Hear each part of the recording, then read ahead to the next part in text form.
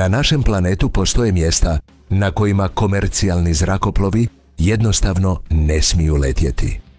Zone koje su strogo zabranjene iz razloga nacionalne sigurnosti. Područja koja piloti izbjegavaju pod svaku cijenu jer predstavljaju stvarnu opasnost.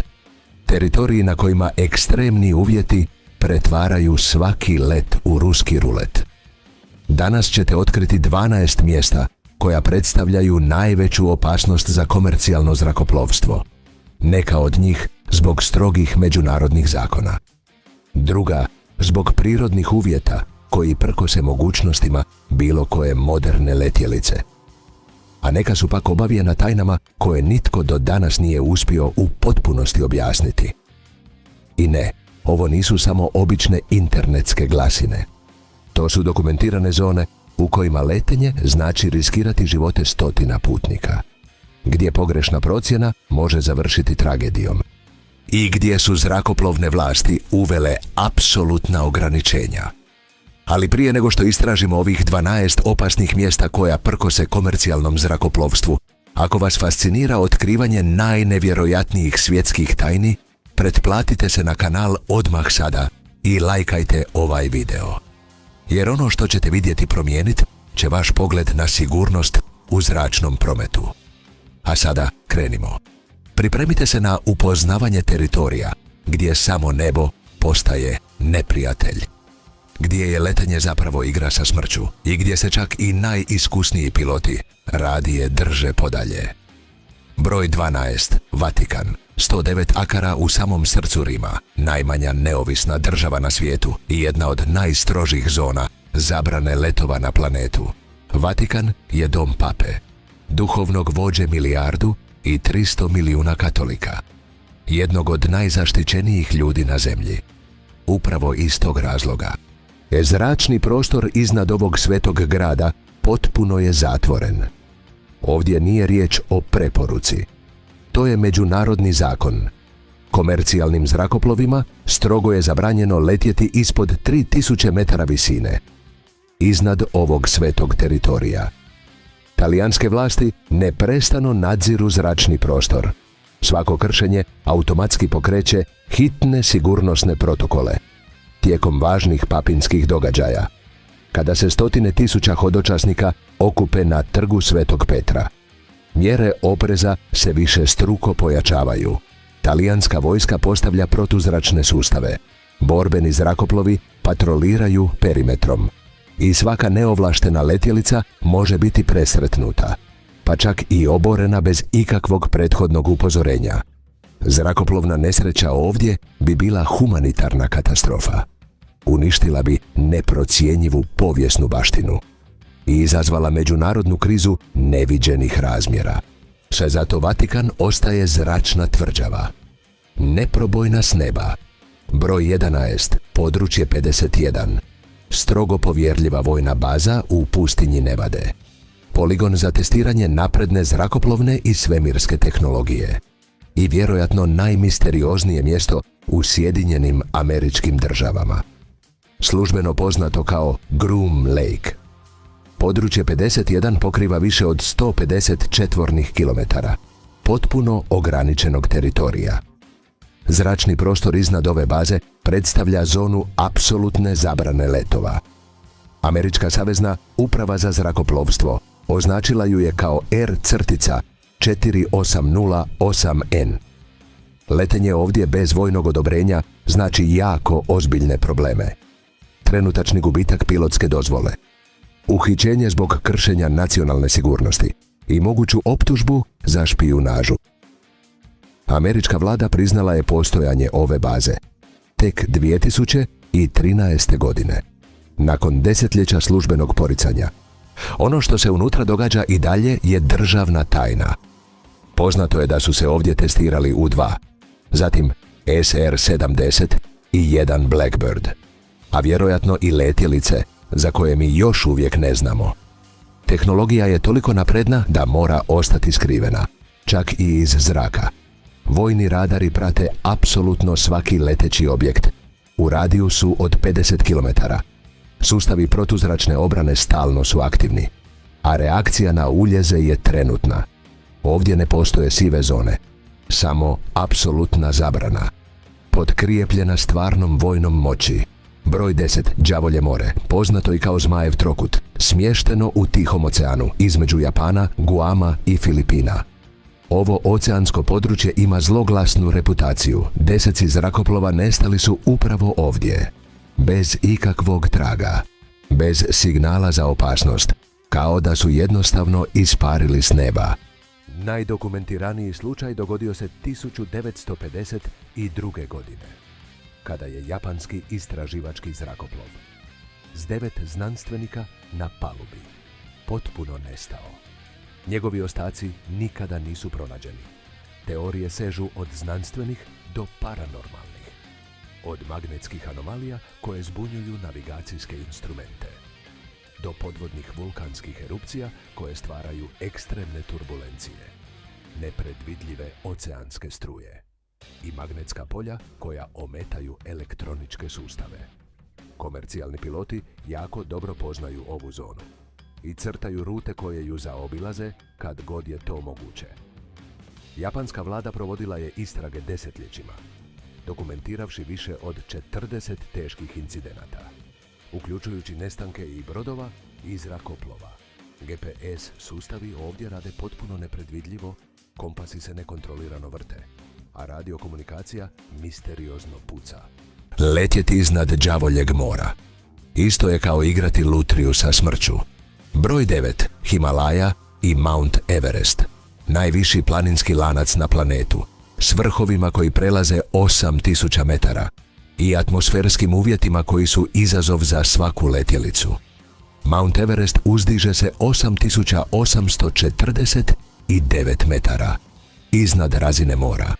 Mnogi komercijalni zrakoplovi lete na visini od 10.000 metara, što ostavlja jedva 1150 metara sigurnosnog razmaka. No visina nije jedini problem. Tu su i vjetrovi. Mlazne struje ovdje mogu doseći brzinu i do 300 km na sat. Ekstremne turbulencije pojavljuju se bez ikakvog upozorenja, a planine stvaraju nepredvidljive obrazce vjetra. Piloti ih nazivaju planinskim vrtlozima. Silazne struje koje mogu srušiti zrakoplov. Nekoliko stotina metara u samo par sekundi. Vrijeme se mijenja izrazito naglo. Snježne oluje nastaju u trenu. Vidljivost se smanjuje na nulu, a navigacijski sustavi doslovno se bore da održe pravilan položaj. Ako zrakoplov ovdje doživi hitnu situaciju, nema mjesta za slijetanje. Postoje samo snježni vrhovi i duboke doline. Najbliža zračna luka može biti udaljena i po 200 km. 2015. godine srušio se jedan spasilački zrakoplov, pokušavajući evakuirati žrtve potresa. Poginuli su svi u zrakoplovu. Himalaja jednostavno ne oprašta pogreške. Broj 8, Tibetanska visoravan, najviše naseljeno područje na svijetu, s prosječnom nadmorskom visinom iznad 4500 metara i jedan od najnegostoljubivijih teritorija za letenje. Zrak je ovdje iznimno rijedak. Sadrži 40% manje kisika nego na razini mora. Zrakoplovni motori ovdje rade do krajnjih granica i pritom generiraju manju snagu.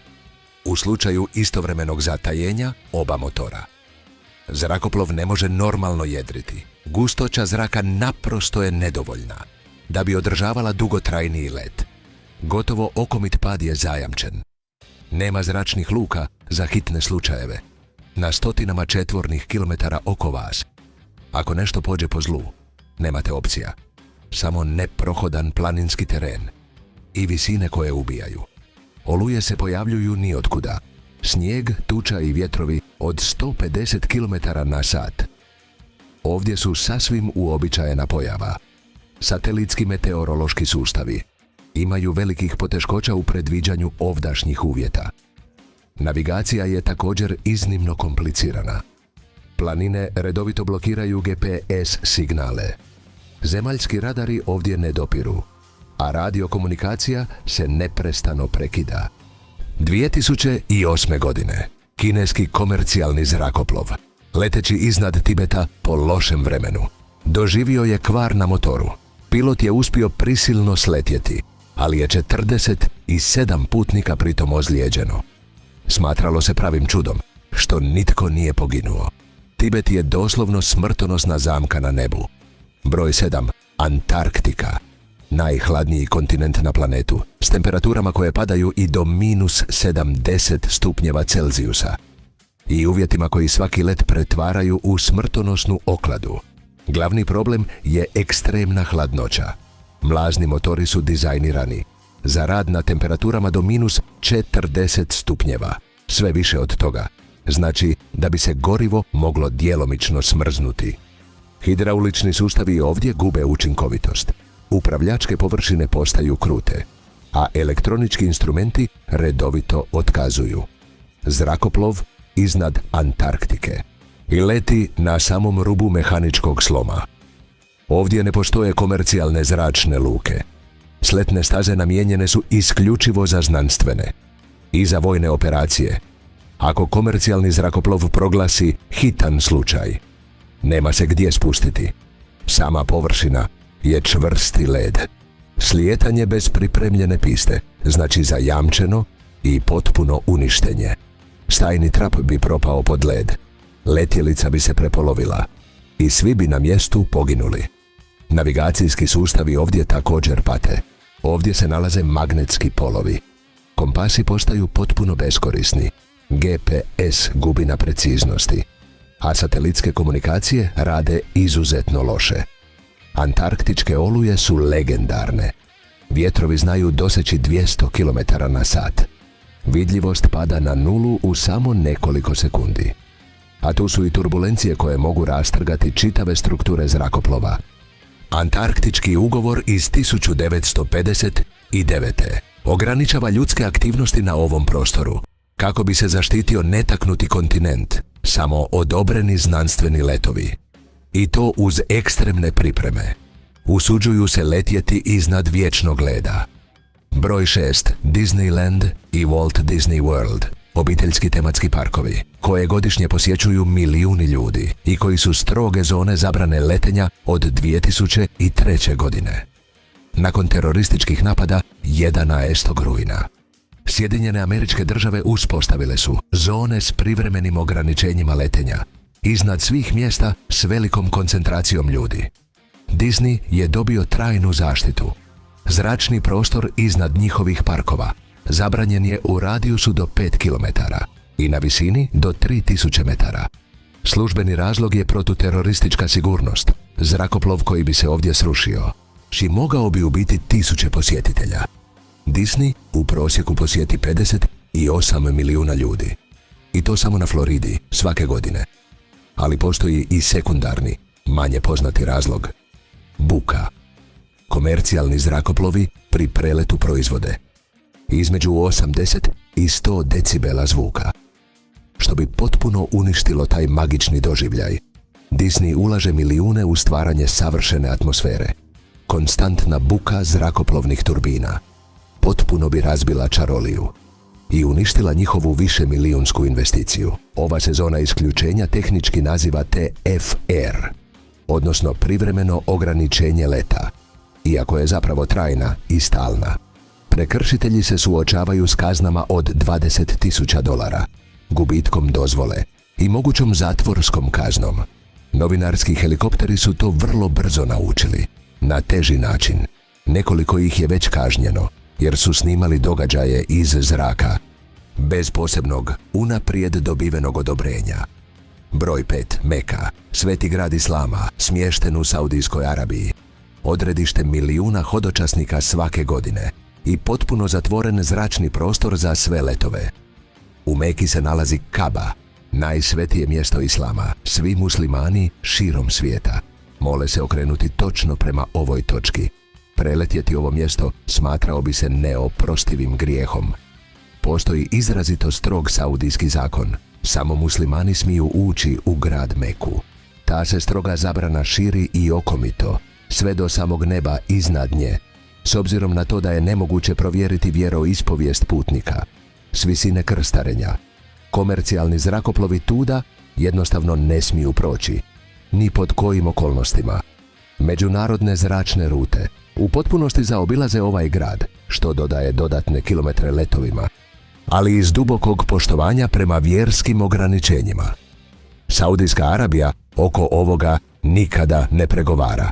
Tijekom hadža, odnosno godišnjeg hodočašća, više od 2 milijuna ljudi okuplja se na poprilično skučenom prostoru. Zrakoplovna nesreća na ovom mjestu bila bi golema humanitarna katastrofa, zato zračna sigurnost ovdje eksponencijalno raste. Aktiviraju se svi protuzračni sustavi. Radari neprestano prate svaki pomak, a svako kršenje zračnog prostora rezultira trenutnim i oštrim vojnim odgovorom. 2015. godine jedan je privatni pilot slučajno narušio ovaj sveti zračni prostor. Odmah su ga presreli lovački avioni. Ispratili su ga izvan zone, a pilotska dozvola mu je trajno i zauvijek oduzeta. Meka je prava zračna tvrđava, zaštićena i božanskim zakonom i vrlo sofisticiranim ljudskim naoružanjem. Broj 4. Buckinghamska palača. Službena rezidencija britanske monarhije, smještena u samom srcu Londona i klasificirana kao zona zabrane letova oznake R156. Zračni prostor iznad palače strogo je zatvoren iz sigurnosnih razloga. Kraljevska obitelj je jasna potencijalna meta za razne terorističke napade. Oteti zrakoplov mogao bi se pokušati zabiti u samu zgradu, kao što je to bio slučaj s blizancima u New Yorku. I baš zbog toga je ovo područje zaštićeno. Poput prave vojne tvrđave, zona R156 pokriva ne samo Buckinghamsku palaču, već i zgradu britanskog parlamenta, Downing Street, u kojoj živi premijer, i ostale ključne zgrade američke vlade. Nijedan komercijalni zrakoplov ne smije letjeti na visini ispod 1500 metara, unutar ovog strogog perimetra. Helikopterima je let potpuno zabranjen, osim u slučaju unaprijed odobrenih hitnih medicinskih letova. Dronovi su također strogo zabranjeni. Bilo kakav bespilotni leteći objekt unutar 5 km od same palače dovest će do vašeg trenutnog i neizbježnog uhićenja. RAF, odnosno Britansko kraljevsko ratno zrakoplovstvo, drži svoje borbene zrakoplove u stalnoj pripravnosti. Spremni su poletjeti u roku od samo 90 sekundi, ukoliko radari uoče ikakvu prijetnju iz zraka. 2018. godine jedan neiskusni privatni pilot slučajno je zalutao u ovu zonu. 2 lovca tipa Tajfun odmah su ga presrela u manje od 3 minute i sigurno ga ispratila izvan zabranjene zone. Pilot je momentalno ostao bez dozvole. Platio je kaznu od 50.000 funti i bio je suočen s kaznenim prijavama. Nebo iznad britanske kraljevske obitelji i ne oprašta apsolutno nikakve pogreške. Broj 3. Machu Picchu, legendarni grad Inka iz 15. stoljeća, UNESCO-va svjetska baština i zona apsolutne zabrane letova u državi Peru. Machu Picchu se nalazi na 2430 metara nadmorske visine, potpuno okružen strmim planinama i nevjerojatno dubokim dolinama. Peruanska vlada odlučila je zabraniti sve prelete iznad ovog povijesnog lokaliteta 1983. godine. I to iz više vrlo važnih i kritičnih razloga. Prvi razlog: očuvanje povijesti. Drevne kamene strukture su jako krhke. Vibracije koje stvaraju moderni mlazni motori mogle bi prouzročiti ozbiljna oštećenja na ovim dragocjenim građevinama. Drugi razlog: zaštita okoliša. Ovo je područje dom brojnim endemskim vrstama, andskim medvjedima na očarima, andskim stjenovitim pijetlovima, borir rijetkim vrstama orhideja. Zrakoplovna buka previše uznemirava ovaj osjetljivi ekosustav. Treći razlog: sigurnost samih turista. Više od 1 milijun posjetitelja prošeta ovim fascinantnim ruševinama svake godine.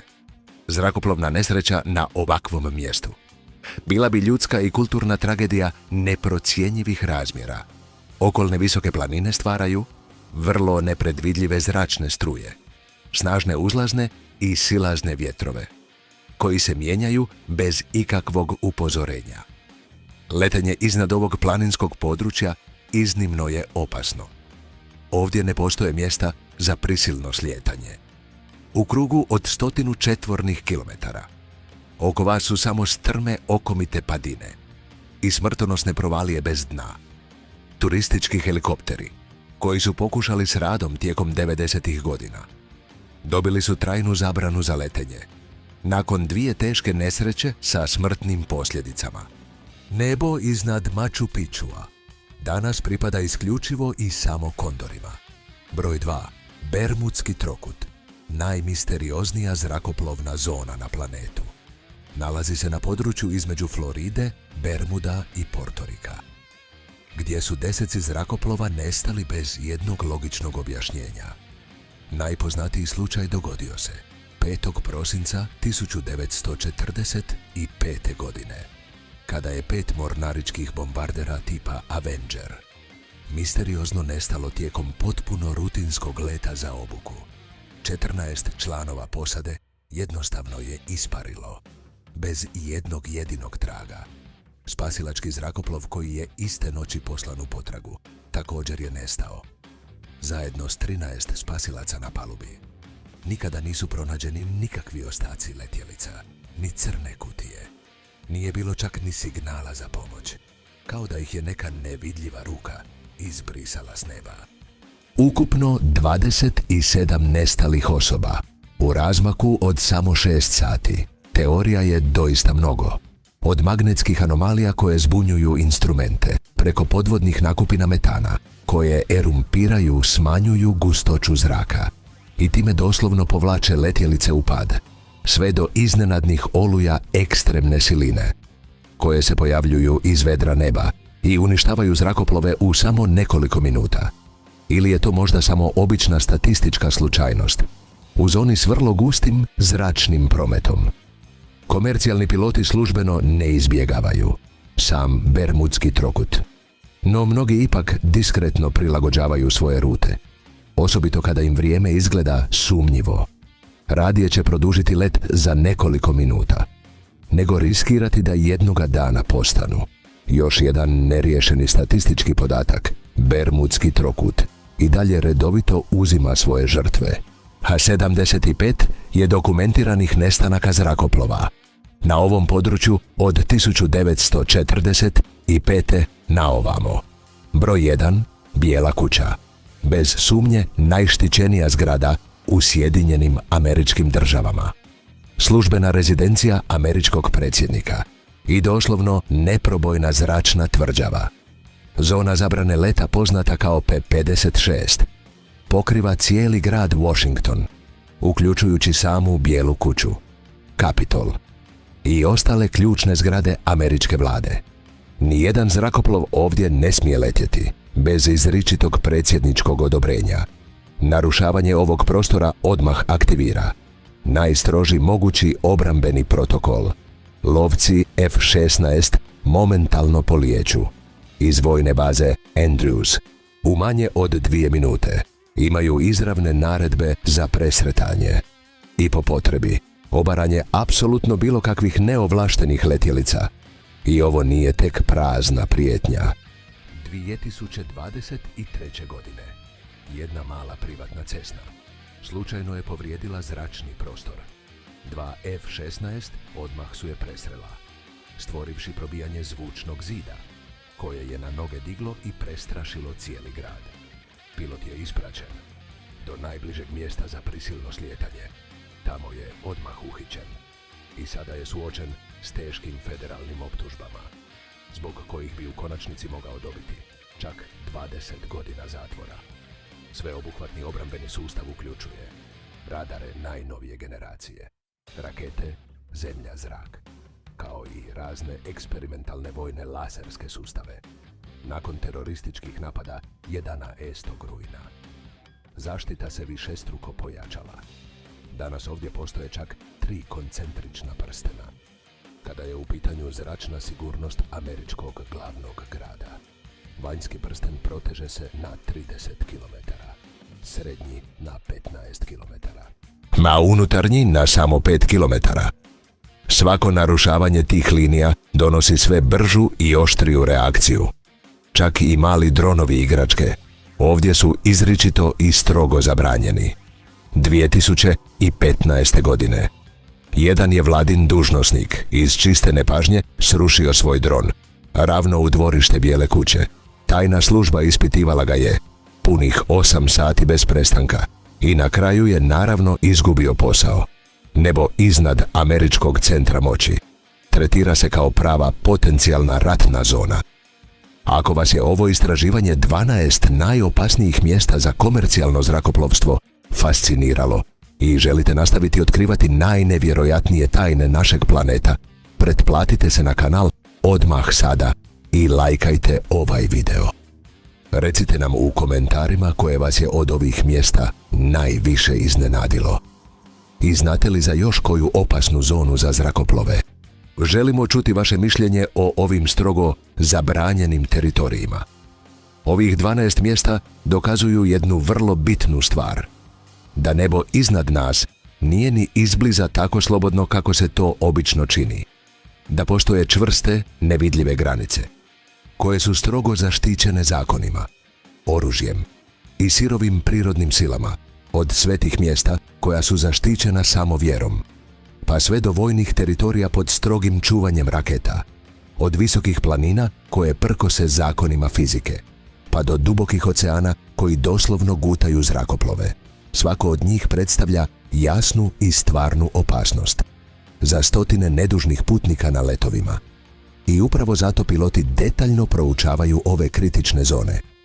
Zrakoplovne kompanije stvaraju i traže alternativne rute, a sustavi zračne kontrole na tlu održavaju neprestani 24-satni nadzor. Unatoč svemu ovome, letenje je i dalje najsigurniji oblik prijevoza. Upravo zato što su sve te velike opasnosti toliko dobro poznate, temeljito dokumentirane i na kraju dana uspješno izbjegnute.